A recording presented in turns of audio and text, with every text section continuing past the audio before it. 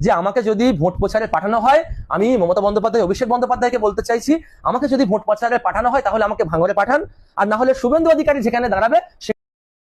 হ্যাঁ, আপনারা প্রত্যেকে ভিডিওটা দেখলেন এবং শুনলেন। প্রত্যেককে বলবো যারা পিৎজা নওশাদ সিদ্দিকী ভাইজানকে ভালোবাসেন তাদের প্রত্যেককে বলবো যে ভিডিওটা বেশি শেয়ার লাইক অবশ্যই করবেন এবং কখনোই সাবস্ক্রাইব করতে ভুলবেন না। এই যে একজন নেতা বেরিয়েছে, নেতা নিজেকে দাবি করছে, ছাত্র সুমন নিজেকে বড় নেতা মনে করছে।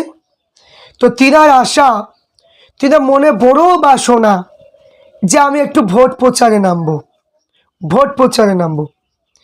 যে গ্রামে মানে না আপনি মোড়ল, যে গ্রামে মানে না আপনি মোড়ল, এই সমস্ত মানুষগুলো হচ্ছে যে কোনো জায়গায় তাদেরকে কেউ চিনে না, এই জন্য সে একটু ভাইরাল হতে চায়। বুঝলেন না কথা? তো এখানে আমাদের ফুরফুরা শরীফের যিনি একমাত্র এমএলএ পীরজাদা নওশাদ সিদ্দিকী ভাইজান, তিনার ব্যাপারে এই ব্যক্তিটা বলছে যে ভাইজান নাকি নাটক করে, ভাইজান নাকি মানুষের হয়ে কাজ করে না, এই ব্যক্তিটা তুলে ধরছেন। তা আমি বলবো যে এর খুব ইচ্ছা যে একটু ভোট প্রচারে নামবে, তাই কি যে টিএমসির ভোট প্রচারে নামবে। তা আমি বলবো যে ভাঙড়ে এবং যেখানে শুভেন্দু অধিকারী কি আছে সেখানে দুই জায়গায় নামা খুবই ইচ্ছা, যে কোনো একটা জায়গায়। তো আমি বলবো ভাঙড়ে যদি কি নামে, আমার মন বলছে ভাঙড়ে যদি ও ভোট চাইতে নামে তো ভোট চাইতে গরু ছাগলগুলোর ম্যামাগুলো শুনতে পাবে, গরু ছাগলগুলোর ম্যামাগুলো শুনতে পাবে। তারা বলবে যে এখানে যে একটা চোরের দিক হয়ে ভোট চাইতে এসে প্যা প্যা করবে, সেটা শুনতে পাবে, কিন্তু কোনো মানুষের কোনো জমায়েত দেখতে পাবে না, কোনো মানুষ তাকে কি সাপোর্টও করবে না। কারণ ভাঙড় ক্যানিং শুধু নয়, সব জায়গাতেই পিৎজা নওশাদ সিদ্দিকী ভাইজানকে সবাই ভালোবাসেন এবং সবাই পিৎজা নওশাদ সিদ্দিকী ভাইজানকে চায়। এই গতকাল আমরা দেখলাম একটা স্টেডিয়ামে যে পিৎজা নওশাদ সিদ্দিকী ভাইজান এত সুন্দর কথা তুলে ধরলেন, এত সুন্দর কথাগুলো বললেন, এইরকম কোনো নেতার মুখে এইরকম হিসাব বা এইরকম কথা বলা কোনো নেতার মুখে আমরা শুনতে পাইনি। এত সুন্দর তিনি কথা তুলে ধরলেন, একেই তো বলা হয় নেতা, একেই তো বলে নেতা, প্রকৃতি নেতা তো এটাই। তো এত সুন্দর তিনি কথা তুলে ধরলেন আর সমস্ত মানুষ তার পানে চেয়ে দেখলেন এবং সমস্ত ছাত্রগুলো যারা নিচে বসেছিল তারা হাতে তালি মারছে, তার কথা শুনে যুক্তি লজিক কি ভরা আছে।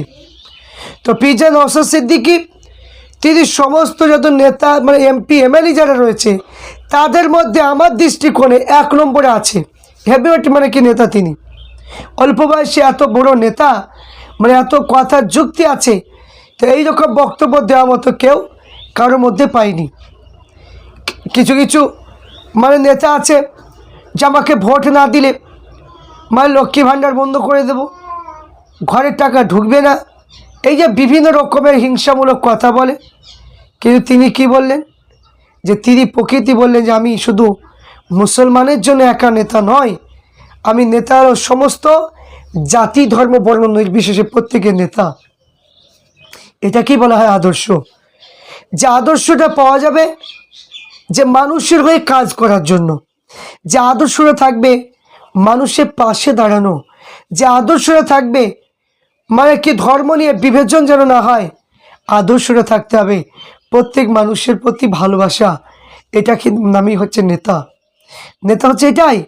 কিন্তু আজ নেতার যে অবস্থা, যে আজ ভোট না দিলে বলছে আমি ওকে কোনো প্রকল্প দেবো না, সব বন্ধ করে দেব। কি অবস্থা বলুন তো। আর এরাই বলে তাদের দিক হয়ে একজন পীর সাহেবের ছেলে কি জানি না, সে আবার বলছে ভোট প্রচারে নামবো। তো ভোট প্রচারে সুমন নেতাকে বলবো যে ভোট প্রচারে নামলে যে এখানে ভাঙড়ে ছাগল আর গরুর ভ্যাভাসি কি শুনতে পাবে, কোনো মানুষ পাবে না, কোনো মানুষ পাবে না। কারণ যে এখানে উন্নয়নের কথা অনেকে তুলে ধরে, এই ব্যক্তিটা বলেছিল যে উন্নয়নের কথা পিৎজা নওশাদ সিদ্দিকী কোনো উন্নয়ন করেনি, কোনো মানুষের কাছে দাঁড়ায়নি, তিনি শুধু ভাওতা দিয়ে বেছে তিনি মৃত্যু, এই বিভিন্ন মানে কথা তিনি নাটক করেন, এই বিভিন্ন কথা তুলে ধরেছে। তা আমি বলবো যে নওশাদ ভাইজান তিনি কাজ কোনো কাজ করেনি, কিন্তু তিনি প্রত্যেকটা মানুষের পাশে দাঁড়াতে পেরেছে। তিনি কোনো কাজ করেনি বটে, কিন্তু কোনো মানুষকে যে মিথ্যা কেস দিয়ে যাদেরকে ফাঁসাতে চেয়েছিল তাদেরকে মানে কি যেখানে জেল থেকে ছাড়িয়ে এনেছে। এর নাম হলো পীরজাদা নওশাদ সিদ্দিকী। বুঝতে পারলেন কথা? তো আজ যদি কেউ যদি কোনো বিপদে পড়ে যায়, সেই বিপদের পাশে তিনি দাঁড়ানোর চেষ্টা করে। এই রকম করে যদি প্রত্যেকটা নেতা যদি এই রকম করে প্রত্যেক মানুষের পাশে যদি দাঁড়াতো, তাহলে কেউ বিভ্রান্তির মধ্যে পড়তো না। কিন্তু সেই জিনিসটা নেই, সেই জিনিসটা নেই। আজকে ভালো করে বুঝুন, আর ভালো করে বুঝুন যে মিছিলে তো যাবেন, মিছিলে যাওয়ার আগে চাষিদের পেঁয়াজের দাম 5 টাকা 6 টাকা, সেই দামটা বাড়ানোর কথা আগে বলুন আপনার দিদিকে। এবং কী হবে যে বস্তার দাম 17 টাকা 16 টাকা 17 টাকা, পেঁয়াজের মানে বাঁশের চাইতে কঞ্চির দাম বেশি, তো এখানে বস্তার দাম বেশি, পেঁয়াজের দাম কম, তো সেটা বাড়াতে বলুন, তারপর ভোট প্রচার করতে যাবেন, তাহলে কথাটা শুভা পাবে, নইলে কোনো শুভা পাবে না। তো পীরজাদা নওশাদ সিদ্দিকী ভাইজান তিনি যে কাজ করেছেন আর যেগুলো করেছে আজ পর্যন্ত কোনো নেতার দ্বারা সম্ভব নয়। তিনি যে কথাগুলো তুলে ধরেন, পার্লামেন্টে যে কথাগুলো তুলে ধরেন, একমাত্র বিধায়ক, তার প্রতি এত হিংসা কেন রে ভাই? কারণ মানে তাকে হারাতে হবে, আর বাদবাকি যত বিজেপি নেতা তাদের বিরুদ্ধে কথা হয় না, শুধু নওশাদের ভাই বিরুদ্ধে এত কথা হয় কেন? তার মধ্যে হলো যে মুসলমান কাউকে উপরে রাখতে দেবে না, এটাই হলো চক্রান্ত। আর কিছু খাওয়া ঘুষখোর কিছু নেতা মুসলমান বেরিয়েছে, কিছু চুটকি ফুটকি নেতা যারা বাথরুম পায়খানার দায়িত্ব পেয়েছে, ওই সমস্ত নেতাগুলো এরা কিছু সামান্য কিছু পেয়েছে, 1 কাপ চায়ে এরা মানে কি মাথা বিক্রি করে দেয়। এই সমস্ত মানুষগুলোই এই চুটকি ফুটকি কথা বলছে। তাই ক্যানিং ভাঙড় কোনো মানুষই এই সমস্ত মানুষদের কথা শুনবে না। তাই প্রত্যেককে বলবো ভিডিওটা অবশ্যই আপনারা শেয়ার লাইক অবশ্যই আপনারা করবেন।